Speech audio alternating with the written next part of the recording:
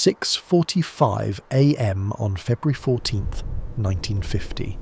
Driver Jack Wetherill climbed into the cab of locomotive number 65,412 at Moulton Depot, Yorkshire. The temperature read -8 Celsius. Standard operating procedure said the Moulton to Driffield line was closed. Snow depth exceeded 6 feet in places. Road transport would handle emergency supplies. Wetherill fired up the boiler anyway. In the next 72 hours, the locomotive known as the Moulton Dodger would make 3 runs through snowdrifts that buried telegraph poles, carrying 2 tons of food, medical supplies, and coal to 17 villages cut off across the Yorkshire wolds. This is the story of how a closed railway line became a lifeline, and how one crew proved that sometimes the old ways work best when everything else fails. The Moulton to Driffield line never got much respect.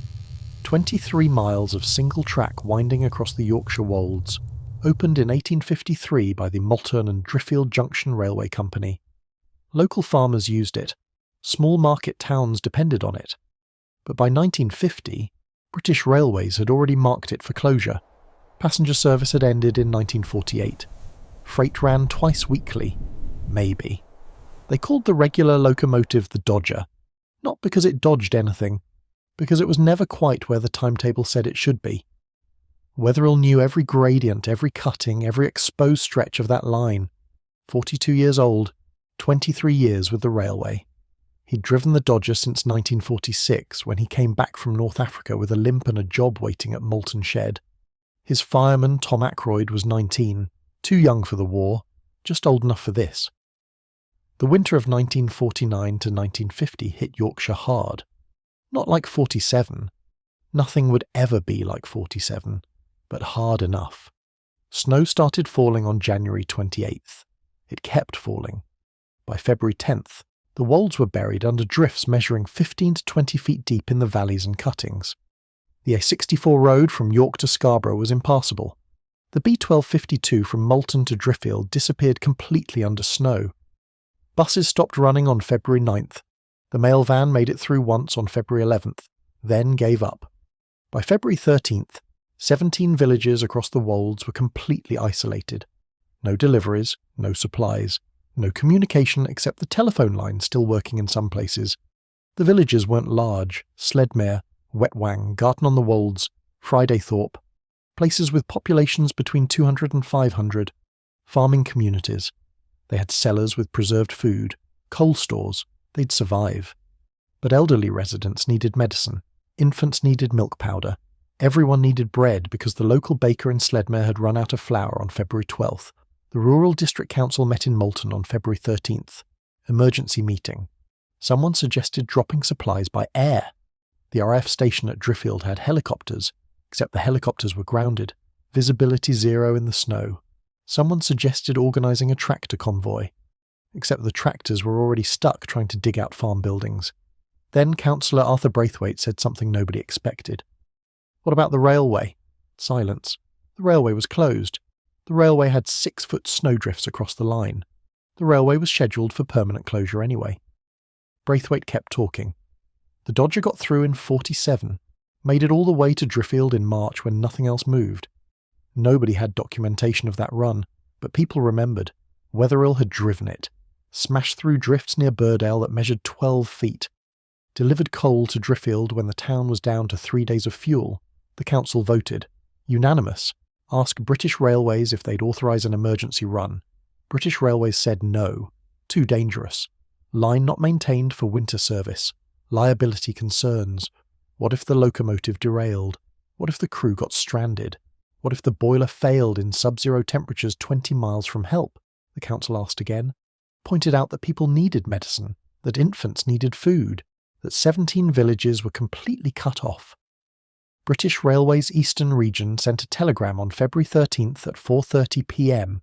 Emergency service authorised. Single locomotive. Moulton to Driffield and return. Driver's discretion regarding safety. No liability accepted. Wetherill got the call at home that evening. His wife, Margaret, answered. Listened. Handed him the telephone without a word.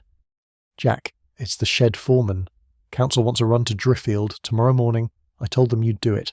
Wetherill asked about the track condition. Nobody knew. The line hadn't been inspected since January 25th. Could be clear, could be buried. Only one way to find out. He said yes.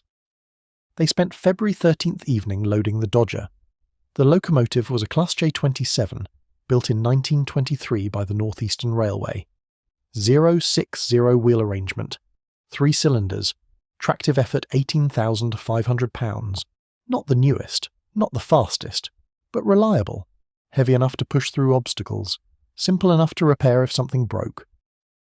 Wetherill and Ackroyd checked every component: boiler pressure, brake lines, sanders for traction, the cab heater, because they'd need it. They loaded extra coal, carried spare tools, packed a thermos of tea and sandwiches Margaret made. If they got stuck, they might be out there for hours. The council delivered supplies to Moulton Depot that night: sacks of flour, tins of milk powder, medical supplies from the chemist, coal in 100-weight sacks, letters from families to relatives in the isolated villages, 2 tons total. They loaded it into a covered goods van coupled behind the locomotive.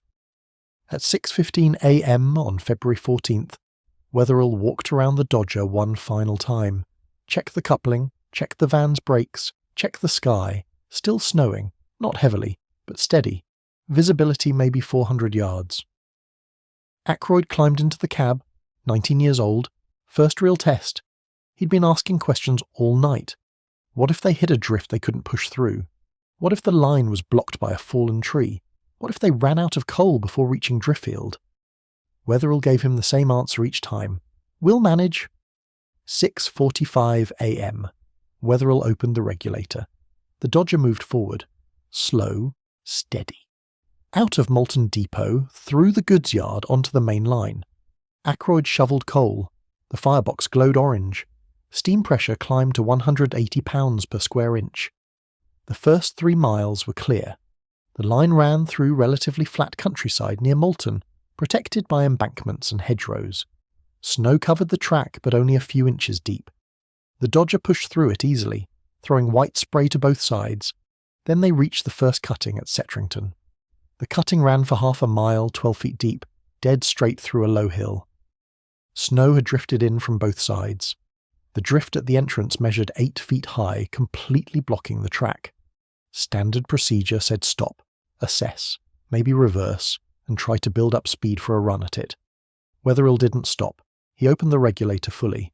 The Dodger accelerated, 20 miles per hour, 25, 30. They hit the drift at 32 miles per hour. Snow exploded upward. The cab windows went white. The locomotive shuddered, slowed. The wheels spun for a moment, then bit into something solid beneath the drift. Track. Rails. The Dodger kept moving. Slower. 15 miles per hour. 10. 5. Then through. The cutting opened up. The drift thinned. The Dodger emerged into clear track beyond, snow still cascading off the boiler and tender. Ackroyd stared back at the cutting. Bloody hell! Wetherill said nothing. He'd done that before, just not quite that deep. The next obstacle came at Burdale Junction. The line climbed here, rising 70 feet over 2 miles. Exposed hillside. Wind from the northeast had piled snow across the track in waves, each drift 3 to 4 feet deep, spaced about 50 yards apart. They couldn't maintain speed through multiple drifts on an uphill grade. The locomotive would stall, so Wetherill did something else. He drove through each drift slowly, using momentum and weight, letting the wheels slip slightly then regain traction, feeling the track underneath through the brake lever and regulator. It took 40 minutes to cover 2 miles, but they covered them. At the summit, Wetherill stopped, applied the handbrake, climbed down from the cab. Ackroyd followed. The temperature had dropped to -10 Celsius. The wind cut through their coats. Visibility had improved slightly, maybe half a mile. From the summit they could see the wolds spreading northward. Rolling hills, deep valleys, small villages tucked into folds of landscape. All of it white. Unbroken white, except for the dark line of a stone wall here and there, and the occasional farmhouse chimney trailing smoke. Wetherill pointed southeast. Sledmare's down there 4 miles. If we can reach Sledmare, we can reach anywhere. They climbed back into the cab. Ackroyd shoveled more coal. The Dodger moved forward again. The descent towards Sledmare was worse than the climb. The track ran through a cutting that had filled completely with drift snow, The drift measured approximately 15 feet deep at its maximum, gradually sloping down to track level over a distance of 200 yards. Wetherill stopped half a mile short, studied the cutting through binoculars, calculated. The drift was too deep to charge. If they hit it at speed and stalled halfway through, they'd be stuck, buried. No way to reverse out, so they'd have to cut through it, slowly, methodically, using the locomotive as a battering ram, advancing a few feet at a time, letting the displaced snow fall to the sides, then advancing again. Ackroyd asked how long that would take. Wetherill guessed 2 hours, maybe 3. They started at 9:20 a.m. Wetherill brought the Dodger up to the drift, moving at walking pace. The locomotive's buffer beams struck the wall of snow. The wheels spun. He applied sand to the rails for traction. The wheels bit. The Dodger shoved forward, 6 feet. The snow collapsed inward, packing around the buffer beam. He reversed, cleared the packed snow, advanced again. Another 6 feet. It was like digging a tunnel with a 20-ton shovel. 9:30, 10 feet into the drift. 10:15, 30 feet into the drift. The snow was over the cab windows now. They were driving blind, using only the feel of the track and the sound of the wheels. 11 o'clock. 50 feet into the drift. Halfway. Maybe. Hard to tell. The boiler pressure started dropping. Ackroyd was shoveling coal as fast as he could, but the cold air and slow speed weren't helping. Wetherill adjusted the blower to increase draft. Pressure stabilized at 160 pounds. Enough. Barely. 11:45. 70 feet. The drift was thinning. They could see daylight ahead. 20 feet more. 12:05 p.m. Through. The Dodger emerged from the cutting into clear track beyond. Snow covered the locomotive completely. Cab roof, boiler, tender. They looked like a ghost train. Sledmer Station appeared ahead. One platform, one shelter. No station master anymore.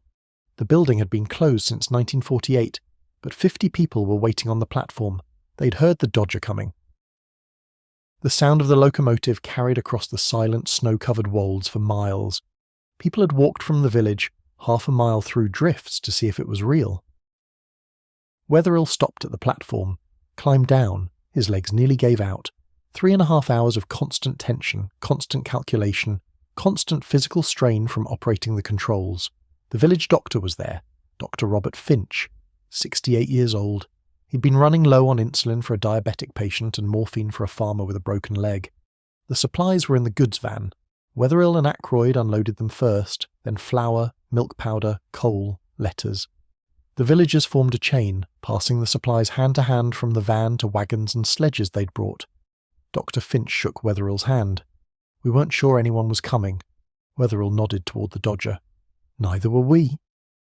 They stayed at Sledmer for 20 minutes, long enough to unload the supplies, long enough for someone to bring tea from the village, long enough for Ackroyd to shovel more coal and check the water level.